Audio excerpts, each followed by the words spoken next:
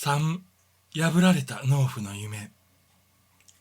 日の出とともにイエスは旅支度を整え、沈黙の主に礼を言って別れの挨拶をした。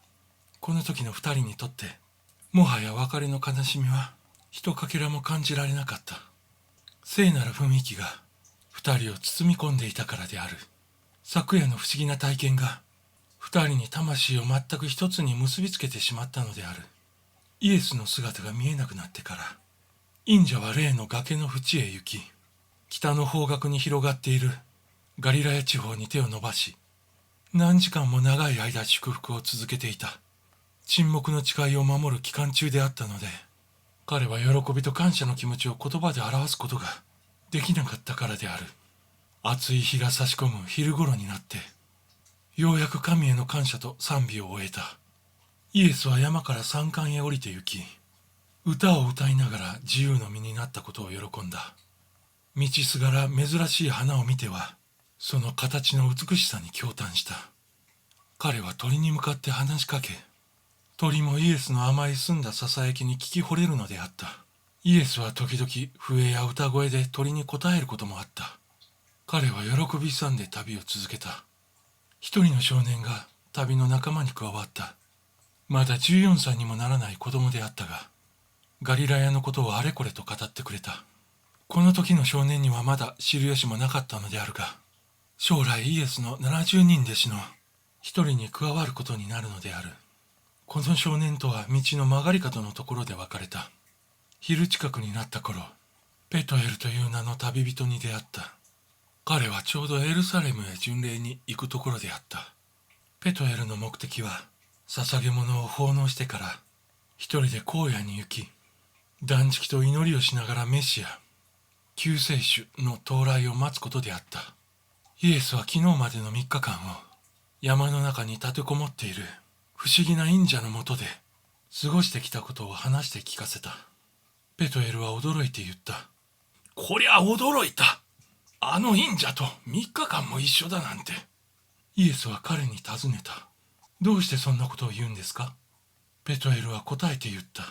あの聖者は目下沈黙の誓いを立てているので、誰一人として彼に近寄ることができないんですよ。彼はこの地方ではとても偉大なお方として知られているのです。彼は罪も汚れもない清いお方で、みんなからイスラエルの希望と言われているのです。私も彼の弟子の一人なのです。イエスはさらに尋ねた。名前は何とおっしゃるのですか？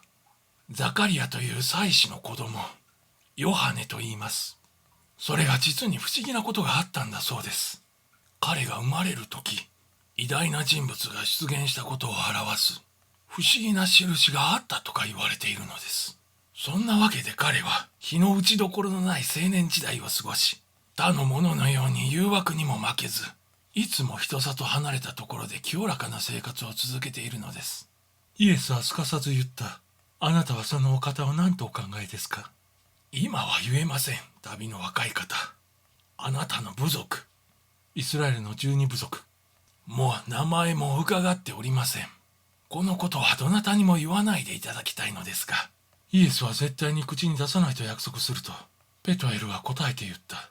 実を申しますと、ヨハネは来たるべきメシアであると確信しているのです。どうしてそれがわかるのですか？彼の力あふれる霊力といい、清らかな生活ぶりといい、それは実に素晴らしいからです。それに今やイスラエルの回復のために、メシアがおいでになる時が熟しているからです。イエスはこのことを耳にしてからは、一言も口を開かなかった。まるでわしが岩の上にとどまって、高いところから谷底を見つめ、鋭い観察をしているかのようであった。ペトエルは言った。あなたは一体どこからいらしたのですか？家族はどこにおられるのですか？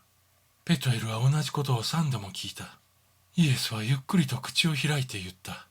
私はナザレのものです。私の母はそこに住んでいます。ペトエルはすかさず言った。ナザレには善人は一人もいないというじゃありませんか。